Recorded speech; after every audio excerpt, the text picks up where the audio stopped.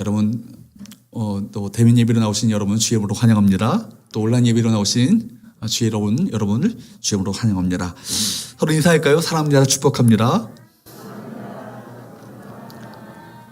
오늘 말씀은 성전에서 가르치시던 예수님께서 사내들인 공회원들이 찾아와서 권위 논쟁을 벌이는 가운데 예수께서 비유로 말씀하셨던 내용이 오늘 본문의 말씀입니다.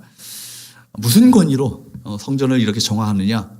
무슨 권위를 가지고 네가 바로 하나님의 말씀을 이 성전에서 가르치느냐? 이렇게 말하는 사내들인 공회원에 맞서서 바로 예수께서 바로 이 비유로 말씀하시는 것이죠. 원문에는 히라보 접속사 카이라는 그리고라는 말이 시작되고 있기 때문에 이 12장 말씀이 11장 말씀과 연결되어 있는 말씀임을 우리 알 수 있습니다. 오늘 비유는 포도원의 비유입니다. 포도원 주인이 농부들에게 포도원을 맡기고 멀리 떠났습니다. 농부들에게 커다란 기회죠. 배릅니다. 때가 되어서 주인이 소출한 것을 돌려받기 위해서 종을 보냅니다. 주인이 당연히 농부들에게 그 소출을 받으려고 하는 것은 정당합니다. 그들은 주인의 정당한 요구에 순복해야 했습니다. 그런데 여러분, 의외의 반응이 나타나는 거예요. 주인에게 소출을 보내기는커녕 주인이 보낸 종들을요 잡아 때리고 돌려보냅니다. 이에 주인은 또 다른 종을 보내죠. 또 동일하게 때려서 돌려보냅니다. 계속해서 종을 보냅니다. 때려서 보내다 나중에는 때려서 바로 이 종들을 죽이기까지 합니다. 여러분, 주인에게 마땅히 내어야 할 소출을 거부하는 악한 불안당들 아니겠습니까? 마침내 주인은 최종적으로 누구를 보냅니까? 주인의 사랑하는 아들을 보냅니다. 본문에 보면은 그가 사랑하는 아들이라 이렇게 말한 걸 보면 주인이 이 아들을 얼마나 사랑하고 아꼈는지를 알 수 있죠. 그 아들을 보내는 거예요. 아무리 악해도 주인의 사랑하는 아들만큼은 존중히 여길 줄 알았습니다. 근데 어떻게 합니까? 그 아들마저도 죽여버립니다.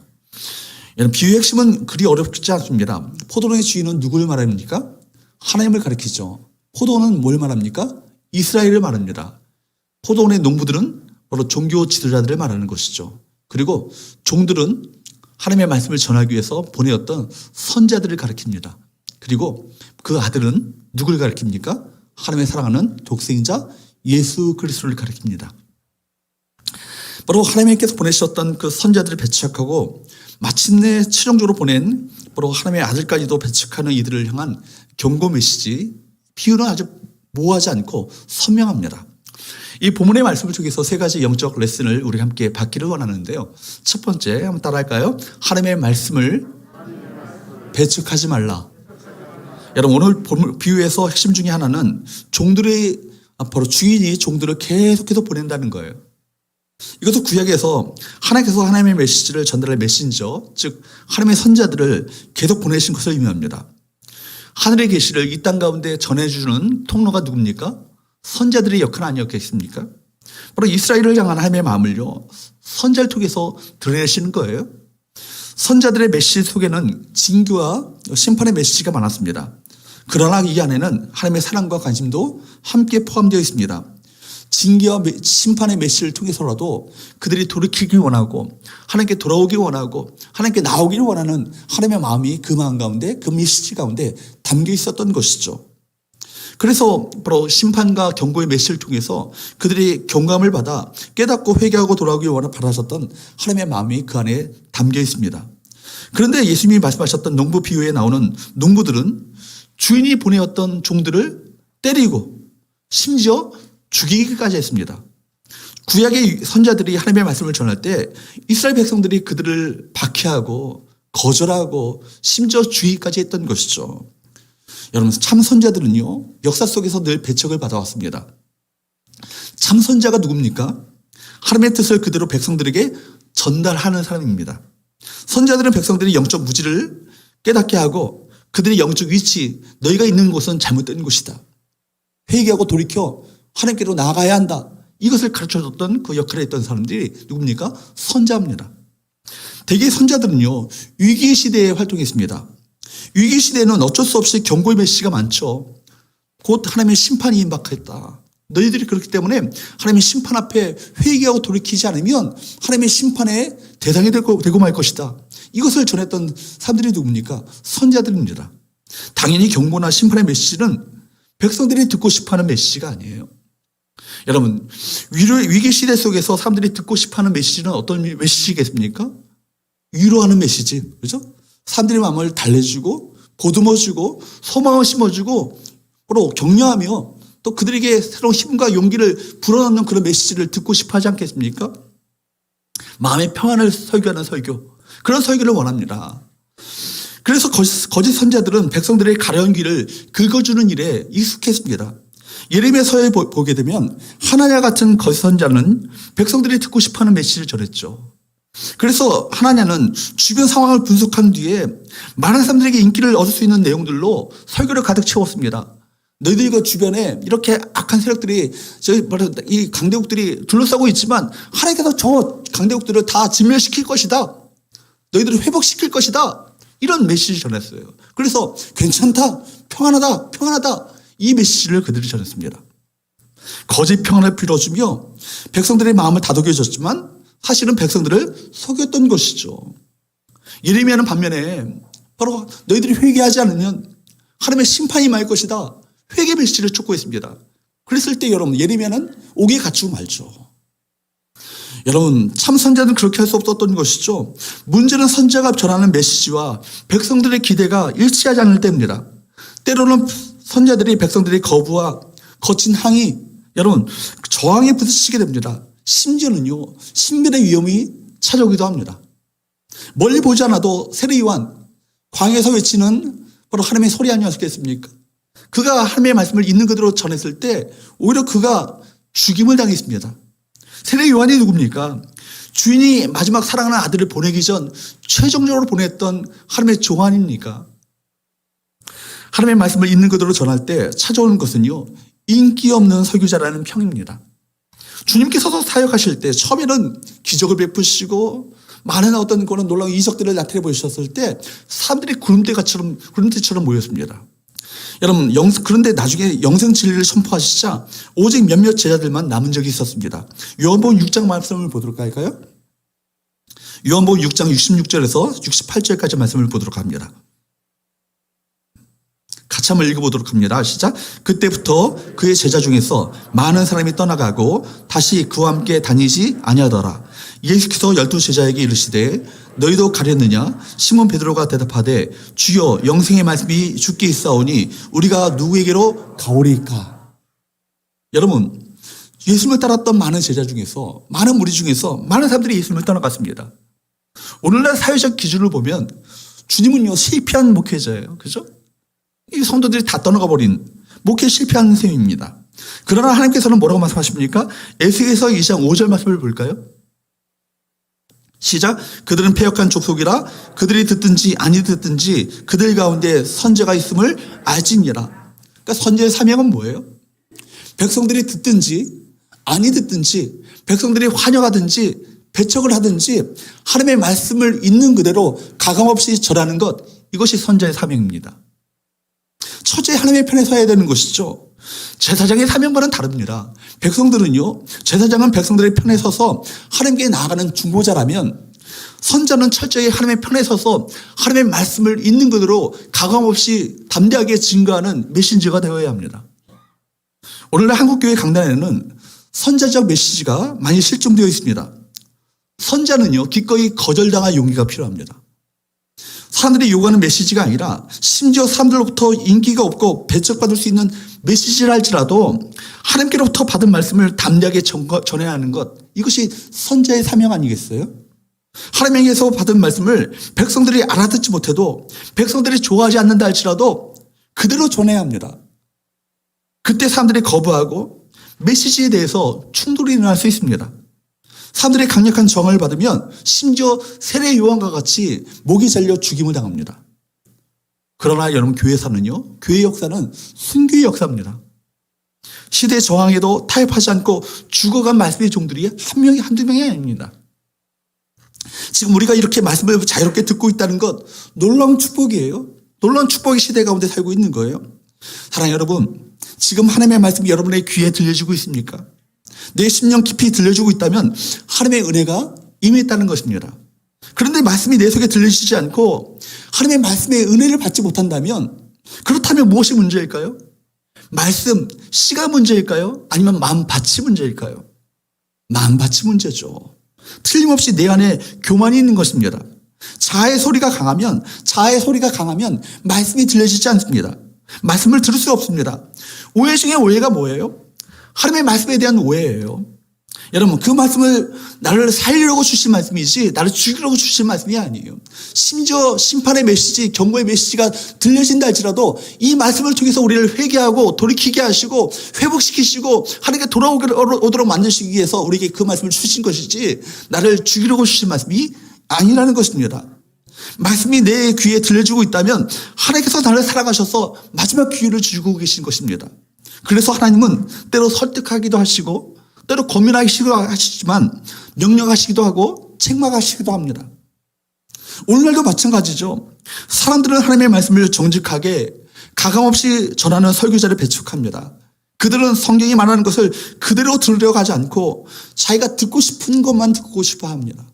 그래서 여러분, 누구나 내 마음을 어루만져 주고 보듬어 주고 소망을 주고 위로하는 설교는 다 좋아합니다. 그러나 자신의 마음을 찌르는, 내 마음 가운데 부담을 주는, 나는 내 마음을 불편하게 하는 하나님의 말씀을 들을 때 여러분은 어떠한 반응을 보이십니까? 당장 달고 혀를 자극하는 음식이요, 약이 되는 것이 아니에요. 때로는 쓰고 맛이 없는 음식이지만 그것이 나에게 건강이 되고 약이 될 수 있음을 기억해야 합니다. 여러분, 내 마음이 불편하고 내 마음을 찌르는 말씀이 들려질 때 이것이 하나님께서 나에게 돌이키라고 하시는 기회구나, 이렇게 말씀을 받으셔야 합니다. 부디 우리의 주인 되신 하나님께서 보내신 그 말씀들을 거절하거나 배척하지 마시고 마음을 활짝 여시고 그 말씀 앞에 회개하고 돌이키며 주 앞에 돌아가는 복된 역사가 저와 여러분 가운데 있게 되기를 주님으로 축복합니다. 두 번째로 이 말씀을 통해서 얻게 되어주는 두 번째 교훈은 따라할까요? 아들을 보내신 아버지의 사랑을 깨달으라. 여러분, 아들을 보내신 아버지의 사랑을 깨달으셔야 돼요. 여러분, 하나님의 말씀을 전했던 선자들을 때로 돌려보내고 여러분, 심지어 주의까지 했던 농부들, 그 농부들 앞에서 하나님께서 선택하셨던 최종적인 선택이 있어요. 어떤 선택입니까? 6절 말씀을 볼까요? 시작. 이제 한 사람이 남았으니 곧 그가 사랑하는 아들이라. 처우로 이를 보내며 이르되 내 아들은 존대하리라 하였더니, 아들을 처우로 보냈다는 이 말씀에서 예수님은 다른 종들과 구별된 사람임을 알 수 있습니다. 그분은 종이 아니라 아들이세요. 여러분, 비록 예수님께서 종의 모습으로 오셨고 종의 섬김의 사명을 감당하셨지만 그러나 주님은 종이 아니라 하나님의 아들이십니다. 본질적으로 종과 다르죠. 예수님께서 공생에서, 여러분, 공생을 시작하실 때 세례 요한에게 요단강에서 세례를 받으셨습니다. 하늘 문이 열리고 성령이 비둘기같이 그에게 임했죠. 그리고 하늘에서 어떤 음성이 납니까? 이는 내 사랑하는 아들이요 내 기뻐하는 자라. 그죠? 친히 하나님께서 백성들에게 귀에 똑똑히 들리도록 음성으로 말씀해 주셨어요. 예수님은 하나님의 사랑받는 아들입니다. 아들을 보냈다는 것, 어쩌면요, 이것은 아버지가 친히 나선 것만큼이나 놀라운 것입니다. 아들을 보내시면서 악한 농부들을 향해서 인내하시는 하나님의 사랑은 정말 우리의 가슴을 뭉클하게 하고 우리에게 감동을 줍니다. 그래서 요한복음 3장 16절, 17절 여러분 잘 아시는 말씀이죠. 같이 읽어보도록 할까요? 시작.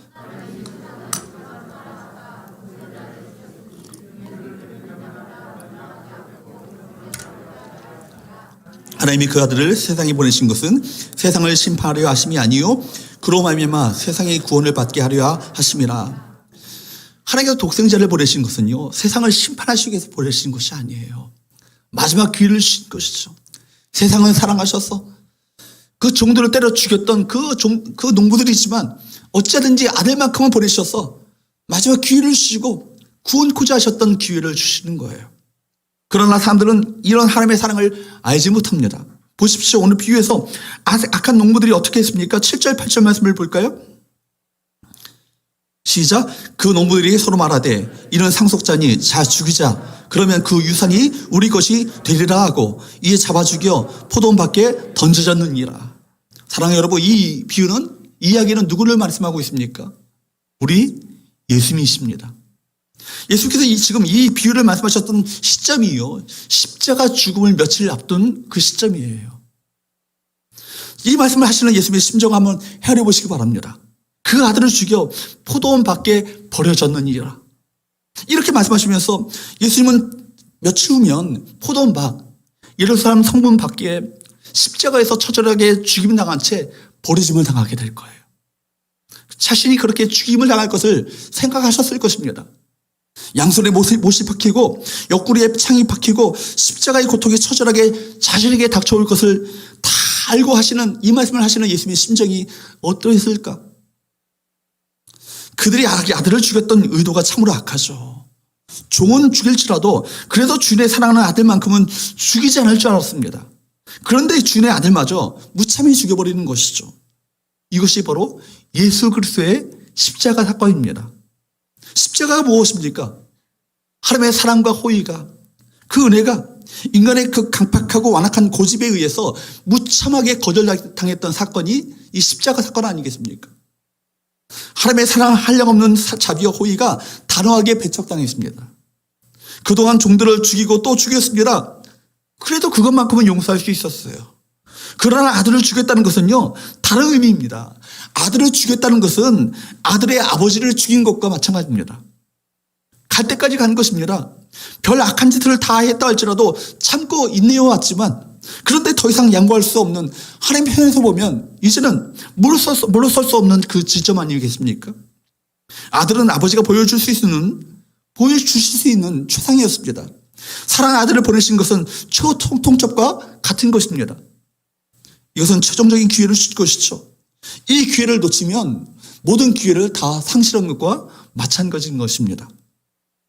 여러분, 이 최종적인 기회를 보면서 우리 이 안에서 자신의 사랑하는 아들을 보내신 하늘 아버지의 마음, 하나님 아버지의 그 눈물을 볼 수 있어야 합니다. 우리는 이 비유에서 포도원 주인의 숨겨진 감정을 읽어야 합니다. 종들이 맞고 때로는 죽임을 당하는 이들에 대한 주님의 마음이 드러나 있지 않아요. 죽이는데도 불구하고, 여러분, 때리고 죽이고 하는데도 불구하고 전혀 주님의 그 감정이 드러나 있지 않습니다. 처음 농부들이 종들을 때리고 보냈을 때 그냥 두고 볼 일 아니지 않겠습니까?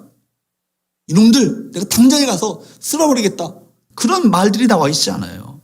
그러나 인내하고 또 종들을 보냅니다. 보내면 때리고 또 보내면 때리고, 이 구절들이 반복되어 있어요. 이 비유 안에서 우리가 놓치지 말아야 할 것은 하나님 아버지의 마음이에요. 하나님의 감정은요, 철저하게 최대한 억제되어 있습니다. 당장에 달려가 이놈들 이렇게 처벌하고 심판할 수 있음에도 불구하고 죄에 대한 혹독한 보응을 하지 않습니다. 오히려 사랑하는 아들을 아끼지 않으시고 내어놓으셨습니다.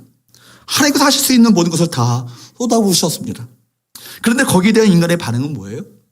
그 아들을 죽여버리는 것이죠. 아들을 죽임으로 더 이상 모든 은혜의 기회가 닫힌 줄 알았습니다. 그러나 여러분, 놀라운 반전의 사건이 일어납니다. 사람들이 거절한 예수, 사람들에게 버림받았던 그 예수님을 십자가에 죽인 그 예수 그리스도께서 어떻게 됐습니까? 부활하시고 승천하셔서 모든 이름 위에 뛰어난 이름이 되어주신 거예요. 여러분, 그러므로 세 번째, 우리가 말씀 가운데 세 번째 받기 원하는 레슨은 따라할까요? 마지막 은혜의 기회를 붙잡으라. 마지막 은혜의 기회를 붙잡으라는 것입니다. 그렇습니다. 거절당하고 죽임당한 예수님은 부활하셔서 건축자의 버림돌이 되었지만, 부활하심으로 말미암아 하나님의 집의 모퉁이에 머리들이 되셨어요. 모든 이름 위에 뛰어난 구원의 이름이 되셨습니다. 10절 말씀을 볼까요? 시작. 너희가 성경에 건축자들이 버린 돌이 모퉁이의 머릿돌이 되었나니, 건축자들의 그 버린 돌, 버림받았다는 것은 무가치하게 취급받았다는 것을 말합니다. 가장 귀중한 법회를요, 가장 쓸모없는 돌로 여겼습니다. 얼마나 영적으로 어두운 상태에 놓여 있는가를 잘 보여주고 있는 것이죠. 오늘 본문의 비유는 오늘날에도 그대로 적용되고 있습니다. 예수님을 거절하는 문화 속에 살고 있지 않습니까? 하나님을 거절하는 무신론의 그 시대 속에 살고 있습니다. 유명 인사들의 나무위키를 보게 되면, 제가 종교라는 이렇게 관심 있게 보거든요. 거기 무신론, 그리고 각 주에 있어요. 스스로 무신론자라고 밝혔다, 뭐 이렇게 나와 있더라고요. 얼마나 많은 분들이 무신론을 자기의 종교로 신봉하고 살고 있는지 모르겠습니다. 예수님을 거절하고 하나님을 거절하는 문화 속에 우리가 살고 있어요. 여러분, 예수라는 이름을 싫어하고 지워버리고자 합니다. 예수를 부정하고 죽인 곳은요, 그것으로 끝나지 않아요. 인간이 그 하나님의 자리에 앉습니다. 반드시. 왜 사람들은 하나님을 그렇게까지 욕을 할까요? 자신이 그 신의 자리에 앉아서 자신의 인생을 자기의 마음대로 살고 싶어하는 그 욕망 때문에 바로 그렇게 하는 것입니다. 농부는 왜 주인이 보낸 종들을 죽이고 유산을 받을 그 아들까지 죽였을까요? 포도를 자기의 소유로 삼기 위함이었습니다. 자신들이 소작이라는 사실을 부정하고 주인 행세를 하고 싶어 했던 것이죠. 여러분, 하나님을 부정하거나 배척할 때는 언제입니까? 내 마음대로, 내 인생은 나의 것이라고 주장하면서 내 마음대로 살고 싶어 할 때, 그때 하나님을 부정합니다. 내가 하고자 하는 일에 하나님의 방해가 될 때 그 존재를 부정합니다. 인간은 지금도 바벨탑을 쌓아 올리죠. 하나님에 대한 도전 아니겠습니까? 그러나 인간의 시도는요, 무모한 것으로 끝나고 맙니다. 바벨탑을 쌓다가 인간은 스스로 혼란 속에 빠져들었습니다. 하나님을 부정하면 부정할수록 인간은요, 더 혼란 속에 빠져들게 되어 있습니다. 건축자들이 버린 돌, 이것이 집 모퉁이에 머릿돌이 되었다. 건축자가 누굽니까? 그 당시에 종교 지도자들을 말합니다. 여러분, 머릿돌은 건물을 결정하는 중요한 돌이에요.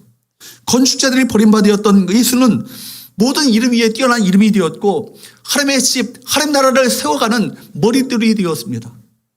그리스도는 새로운 성전을 위해 요긴한 돌이 되었던 것이죠. 예수 그리스도를 배척한 자들은 어떻게 됩니까? 하나님께 철저히 배척당할 것입니다. 주인은 자신이 보낸 종들을 죽이고 아들마저 죽인 농부들을 엄중히 심판했습니다. 이 땅에서 예수 그리스도를 주춧돌로 기초석으로 머릿돌로 삼지 않고 내 인생의 주인으로 모셔드리지 않은 자들에게는 예수 그리스도는 거칠은 돌이 될 것이고 심판의 돌이 될 것입니다. 사랑하는 여러분, 예수 그리스도를 삶의 주춧돌로 머릿돌로 기초석으로 삼으시고 내 인생의 참된 주인으로 삼으시는 저와 여러분 되시기를 축복합니다. 여러분, 이 말씀이요, 정확히 1000년 전에 예언되었던 구약의 시편 말씀에 기록되어 있습니다. 시편 118편 22절 23절 말씀을 볼까요? 같이 읽어보도록 합니다. 시작. 건축자가 버린 돌이 집 모퉁이의 머릿돌이 되었나니 이는 여호와께서 행하신 것이요 우리 눈에 기이한 바로다. 여러분, 이 말씀 1000년 전에 예언되었어요. 시편 기자를 통해서 예언되었던 말씀입니다. 건축자가 버린 돌이 집 모퉁이, 하나님의 집의 모퉁이에 머릿돌이 되었나니 이것은 하나님께서 행하신 역사이고 우리 눈에도 참으로 놀라운 귀한 일이다 하고 고백되어지는 이 말씀 아니겠습니까? 이 말씀의 예언대로 예수님은 어떻게 하셨습니까? 부활하셔서 여러분 역사를 새롭게 하기 위해서 세우신 하나님의 집, 교회의 머릿돌, 교회의 기초석이 되었습니다. 버림받고 죽은 줄 알았는데, 다 끝난 줄 알았는데 아닙니다. 주님은 부활하셨습니다. 그리고 이것은 하나님으로 말미암아 된 것이고 우리 눈에 참으로 귀한 것이 되었습니다. 사도행전에 보면 예수의 제자였던 베드로가 성전 미문에 앉았던 남에서부터 안진병이 되었던 그 병자를 고치시잖아요. 그래서 혼란이 일어납니다. 백성들이 몰려듭니다. 그때 성전 소란죄로 사내들인 공회에서 베드로를 신문합니다. 그때 여러분 많은 유대인 종교 지도자들 앞에서 이 시편 말씀을 인용하면서 그가 어떻게 말했는지 아십니까? 사도행전 4장 11절 말씀을 보십시오. 같이 읽어보도록 할까요? 시작. 이 예수는 너희 건축자들의 버린 돌로서 집 모퉁이의 머릿돌이 되었느니라. 베드로는 분명히 건축자들이 버린 돌이 바로 누구라고요? 부활하신 예수 그리스도라고 분명히 선포했습니다. 이어서 베드로는 아주 놀라운 말씀을 선포하죠. 12절입니다. 그 다음 말씀 사도행전 4장 12절 시작. 다른 이로서는 구원을 받을 수 없나니 천하 사람 중에 구원을 받을 만한 다른 이름을 우리에게 주신 일이 없음이라 하였더라. 아멘. 예수님께서 십자가에 죽으심으로 우리가 죄가 사함을 받았고 그가 죽음에서 부활하심으로 말미암아 우리 구원이 가능하게 되었습니다. 여러분, 그런데 여러분, 이 구원의 기회가요 마냥 한없이 주어진 것이 아니라는 얘기예요. 이 사실을 우리가 분명히 기억해야 합니다. 지금이죠, 지금. 지금이 은혜의 때입니다. 기회가 주어져 있습니다. 말씀이 지금 내 귀에 들려주고 있다면 은혜 아니겠습니까? 하나님 우리에게 말씀으로 다가오십니다. 말씀이 들려지고 있고 말씀을 받고 있다면 바로 하나님의 은혜의 때인 것입니다. 고린도후서 6장 1절 2절 사도 바울은 그렇기 때문에 이렇게 말씀합니다. 읽어보도록 할까요? 시작. 우리가 하나님과 함께 일하는 자로서 너희를 권하노니 하나님의 은혜를 헛되이 받지 말라. 이르시되 내가 은혜 받을 때에 너에게 듣고 구원의 날에 너를 구웠다 하였으니 보라 지금은 은혜 받을 만한 때요 보라 지금은 구원의 날이로다. 아멘. 여러분 순교자였던 보네포 목사님이 뭐라고 하는지 아십니까? 기독교의 최대의 적은 값비싼 하나님의 은혜를 싸구려로 취급하는 것이다. 그죠? 우리에게 주어진 이 은혜가 얼마나 값비싸고 소중한 은혜의 기회인지를 모른 채 이것이 마냥 주어진 것처럼 살고 있는 것이 기독교의 최대의 적이라는 얘기예요.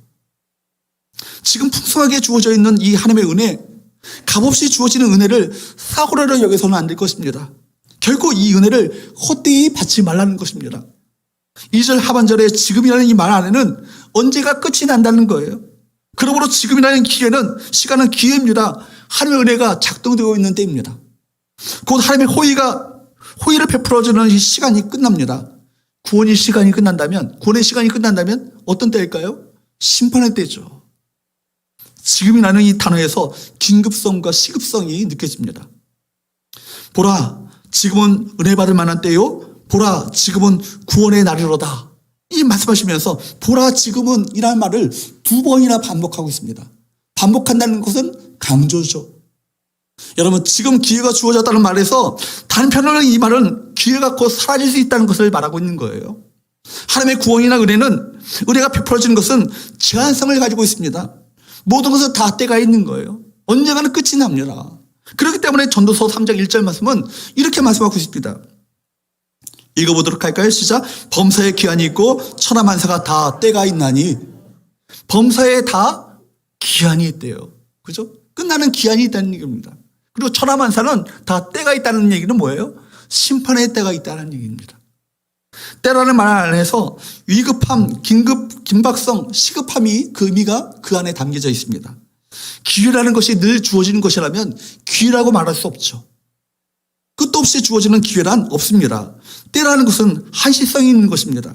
그 때를 놓치면 끝인 것입니다.